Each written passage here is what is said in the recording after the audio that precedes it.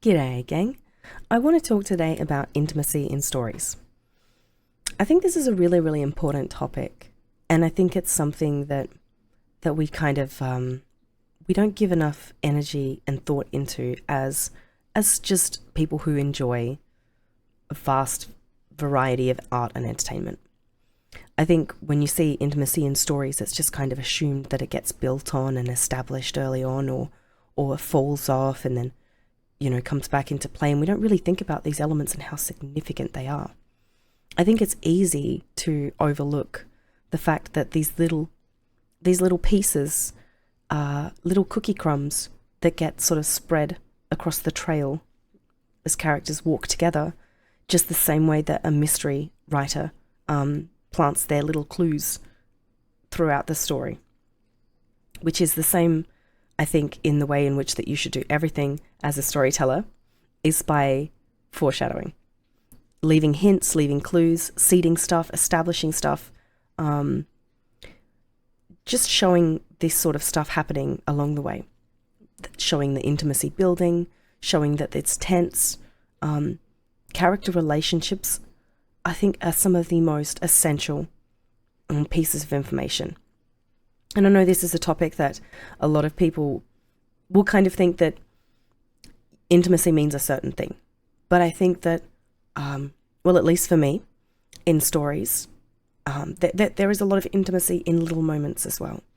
Like in a military story, when there's two soldiers walking along and one of them starts to slip and the other one just grabs his arm and just pulls him up and just keeps walking. Those little moments too just show that those characters have enough intimacy to understand that that character is failing and that they need the other one's help, and that there's no shame in getting help from that person, and that the military character that was failing, they don't get mad at the other person because they're like, yeah, I see my own issues, or they could get mad, and then that could itself be its own story arc.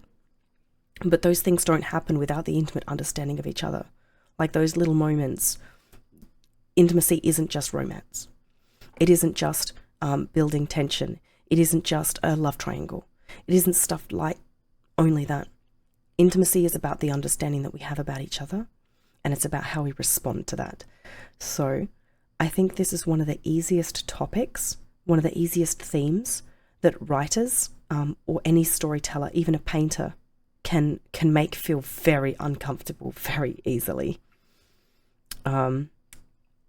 Just as how we can try to paint this incredibly complicated and uncomfortable relationship and have people love it and see that it's incredibly healthy when it's not. That's the exact circumstance I got into with someone I once knew, who I was painting this very, very complicated relationship between two characters. One of them was very much in love with another character, who didn't feel the same way, but when kind of the story put them together, they felt obligated to be loyal, I guess, in that sense. And it was complicated. It didn't work. It wasn't healthy. And yet, one of my contacts said that the relationship was very wholesome. So that was a interesting takeaway from that. I think you can learn a lot about the people around you by how they feel about entertainment in general. I think that's always a fun thing, but this one in particular was quite an interesting response. I think too, one of my favorites in terms of learning more than you want to about someone else's opinion comes down to The Witcher 3 video game. It really starts at The Witcher 1. When there's this, I love this story arc, don't get me wrong. There's this character who takes advantage of the main character's lack of memory by inserting themselves into their life and not telling them that they have a really long-term relationship, and just basically forming a relationship with them. You know what? If they were to do something short-term, that would be less unforgivable. That'd be more forgivable, I think. But that was particularly toxic, given that this character knew the girlfriend. I'm talking about Triss, obviously. It's a very interesting dynamic there.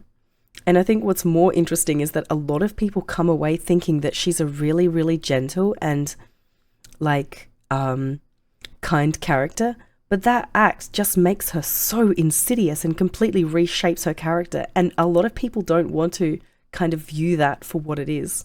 They don't want to see her as a home wrecker because they see her as the girl next door. And there's a lot of people that don't want to change their perception of characters once they've formed them. And for me, the moment that I know that someone doesn't want to change their opinion once they've formed them, I immediately have a very a broader understanding of that person as a whole, which is interesting to me. But yeah, that's the story definitely gets complicated in the third game. But look, if you want to romance Triss, you romance Triss. You live your dreams. Don't let any woman or any man stop you. All right, you live your dreams. That's great. I do very much enjoy some of her story. I think all of her story. Really, I very much enjoy taking that route. I like to try and make her swoon as well. Don't get me wrong, but I think to not acknowledge the fact that this character was pretty insidious and that was pretty bad form. Yeah, it's surprising that people don't seem to understand that. That's kind of a red flag for social awareness. You know, like, sister shouldn't make your sister's boyfriend cheat on you. You know what I'm saying. Shut up, everybody, okay? don't try to correct me on my horrible use of language in that term. But they were sisters in a sisterhood, and she made her boyfriend cheat on her. Like, that is an extraordinary betrayal. And I think that that's something that I think they should have really challenged with Yen in the third game. But this is all examples of intimacy, complicated intimacy, and the complications of the way that we as viewers watch that. Like how we see that and how we perceive that, and how different reality is from our perception, and how if we like a character, we can forgive almost anything that they do. That's definitely the power of intimacy and that connection. And I think Triss is just one of the best examples of how much we're willing to forgive. And you can then see that as an example of how much your characters should be and could be willing to forgive if they really, really love someone and they're the type of character that wants to maintain that relationship, which can lead to vast majority of extraordinary stories with very, very complicated narratives, and it all revolves around this sense of intimacy and loyalty, or disloyalty. In the case of Triss, in both, she's very disloyal and very loyal, and I think that that's awesome.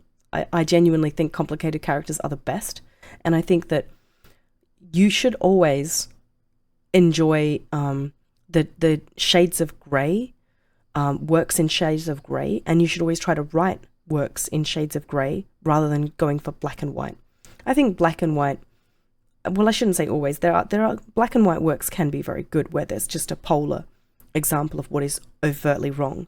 But I think the morally grey and the confusing morals, and again the example of The Witcher. In the first game, if you haven't read the books, you don't know that this man's is pretty much married, effectively. You don't know that. You don't know that this home wrecker is coming in and destroying his life. She's just really hot, and it is awesome. So that's, completely forgiven, okay? It's complicated. It's complicated. But when you do find out about the girlfriend,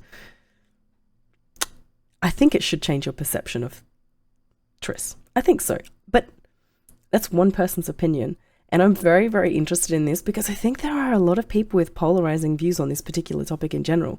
Like, they don't really see that she did anything wrong. But oof, if I lost my memories and my man lost his memories and some woman came in between us who hadn't lost their memories, I'm getting my nails out for real. Like, there's going to be a cat fight.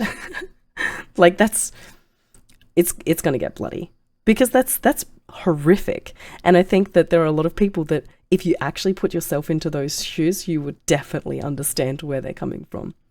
But that's, again, one person's opinion, and maybe other people are like, well, I didn't remember, so that was okay. Very different opinion. But intimacy, I think, is really, really important. I think it is the crux of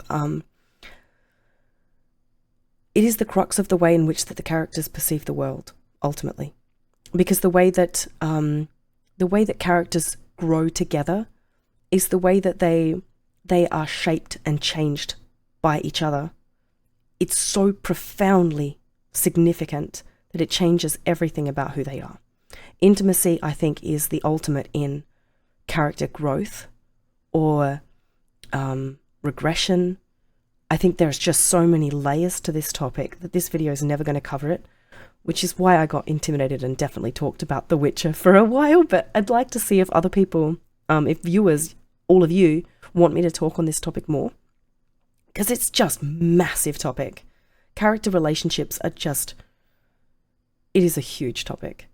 Definitely to comment below if you want more of it. If you like this topic and you like this video, it shows me that you want me to expand on this, which I would be delighted for, because I really want to talk more about how relationships completely redefine a character. Again, such as the moment that you find out that Triss is cheated on, has been a home wrecker. I think for a lot of people it reshapes her. So the bonds that these characters have are very defining, and it's very important to make sure it's done correctly. And I think the most important thing about character intimacy is that it is so complicated that even unless it's done really poorly in a story, people usually have differing opinions on everything just because of how their intimacies have shaped them. What do you think about the topic? Do you want more? Please say yes. I really want to talk about this. And as always, thanks for watching me. It's really flattering, and I'm really appreciating all the comments. It's really exciting. I do hit refresh a few times. Sorry, my dishwasher wanted to comment. I do hit refresh a few times because I get so excited about wanting to know like what everyone thinks about these topics, because these topics are so important to me. So like and comment, honestly. It means the world. And if you want to see me on YouTube, subscribe to my channel and I'll stick around. Thanks so much, and I'll see you in the next one.